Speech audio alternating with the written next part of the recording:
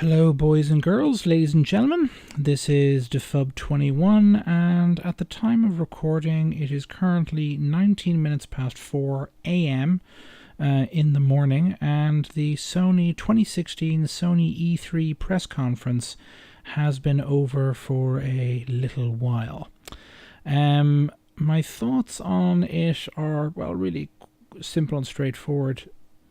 Overall, judging from my own reaction from the audience, and from a few websites I've looked at since the press conference ended, I'd say they had probably the best conference of the show overall, certainly better than Microsoft's. The reason for it, there's a couple of reasons. The one trend I would say first before I get to the reasons is that they seem to have pulled the same situation they did last year, which is that, yes, they had a more impressive press conference than Microsoft did, but a huge swathe of the content that they showed off isn't coming this year. Horizon Zero Dawn isn't coming this year. What else isn't coming this year? Resident Evil 7 isn't coming this year. What else? Let me just think. There were so many games shown off. The new Hideo Kojima game with Norman Reedus in it is not coming this year. What else? Well, there are many of them are not coming this year. Microsoft's press conference seems to have been much more 2016 centered in terms of these are the games we're showing off. These games are coming this year, and that was the same situation last year. Again, last year Sony showed off a remake of Final Fantasy VII. We won't be seeing that, certainly not in totality. Apparently they're going to be releasing it in episodic form for a couple of years. The same is true of Shenmue 3. We won't be seeing that for a couple of years. What else is there? I mean, it's in that sense, in terms of what games are coming this year that we're going to be able to play this year, Microsoft had the stronger hand. But in terms of kind of big eye-catching franchises and releases, in terms of exclusive games, and particularly in terms of exclusive new IP, Sony basically has Microsoft beat. And I don't think that's an advantage that Microsoft is going to be able to make back up. And the key reason for this is actually nothing to do with the mistakes they've made, and there have been many mistakes they've made at the Xbox One. It's actually down to the mistakes they made at the Xbox 360. In the latter half of the 360's lifespan, so the last 4 years basically of its lifespan, Microsoft relied overly, they coasted on the preferential treatment they got from Activision vis-a-vis Call of Duty and DLC and map packs for Call of Duty, getting them first and so on. They coasted on, Gears of War and Halo as kind of first-party exclusives, and that was pretty much it. And what that has meant, to my mind, and seems to be very much the case, is that even though the 360 was hugely successful, particularly in America, where it was the most successful console in the United States, certainly HD console, during its lifespan, the reality is that Microsoft simply did not invest the way they needed to. They did not create enough new studios during the 360's lifespan. They did not create anywhere near enough new intellectual properties during the 360's lifespan. And now the combination of those two failings is they're paying the price for it. Sony simply outclasses Microsoft to a very significant degree for first-party and second-party exclusives. I mean, it is as simple and as straightforward as that. We've got Horizon Zero Dawn coming. We've got Uncharted 4 is already out. We've had Bloodborne already. We've got The Last of Us 2, or whatever they decide to call it, is going to be, around the corner at some point during this console's life cycle. I'll just check up the old YouTube to look at some of the other games that they showed off that are exclusive. I should have really had this open in the first place. Silly me. They've, it's just, give me a look here.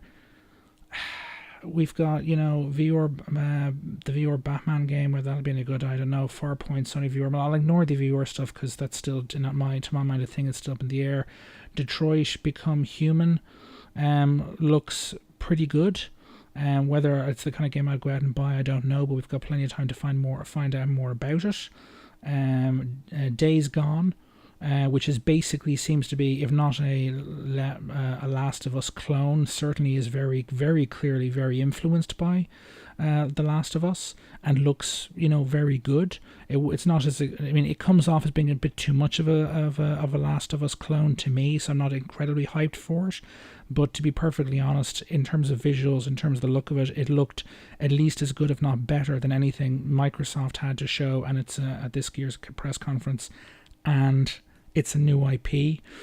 What else have we got? We've got a new Spider-Man game coming that could end up being quite good. We've got, again, Last Guardian is coming this year. I have no particular interest in the God of War series before, but the new one looks, the new one is a dramatic shift. It's effectively becoming a third-person fighting / melee game, while effectively the previous games, certainly when I saw them, they were basically semi-side scrolling. They weren't side scrolling in the traditional sense of the word, but you were, you had a side-on view or one at a fixed angle, and that you were looking at the character. It wasn't a camera directly behind the camera. You could send the character all over the place. This game, like in a conventional, say, Uncharted game or Dead Space or Last of Us or anything like that. And this game very much seems to follow that kind of a over-the-shoulder kind of mode, which means it's got a much more free-form game. I think what I'll do is I'll put together a review of the gameplay trailer they showed off with my thoughts on it specifically, but that's certainly got my interest and my attention. We Happy Few, I think that's, well, I don't know if that was showed at the Microsoft conference or the Sony one. I can't remember off the top of my head, but they've got a lot of, they showed off more new IPs, either that we didn't know about or that we did know about but hadn't been released yet. And this conference, really, than I think that Microsoft has done in the last two. And, this is principally a result of the fact that Sony has put in the money and put in the resources. They have the development teams. They have the internal development capacity. They've gone out and done deals for kind of second-party development where they've commissioned third-party developers and publishers to make a game for them that they're funding, and it's exclusive to their platform. And Microsoft has quite literally done none of that. None of that at all.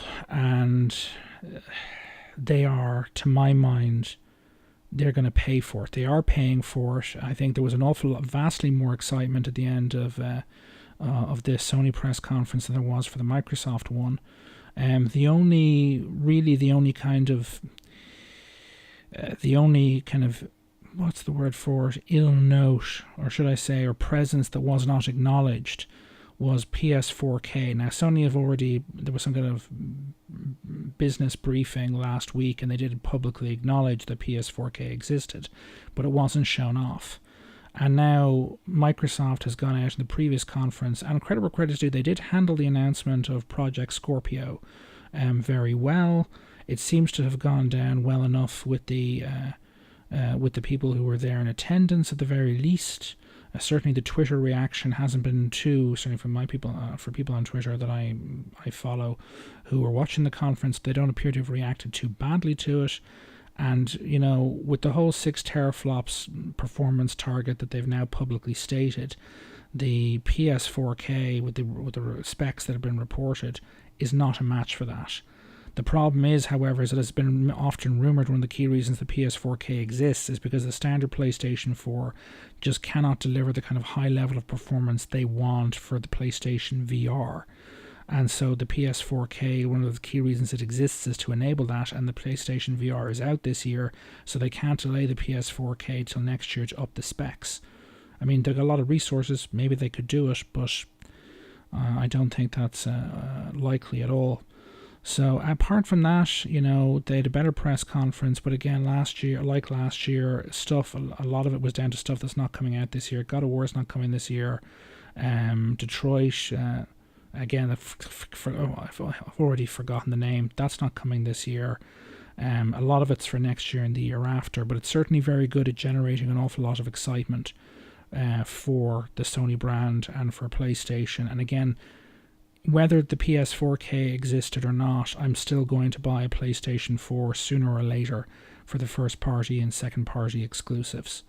The only question is if the PS4, we know the PS4K is new, is real, we know it's coming. The question is when and how much. And if I'm going to spend, if choice between spending $299 on a standard PS4 or $399 on the PS4K, I'll get the PS4K for $399. I just like to know when it's coming and how much.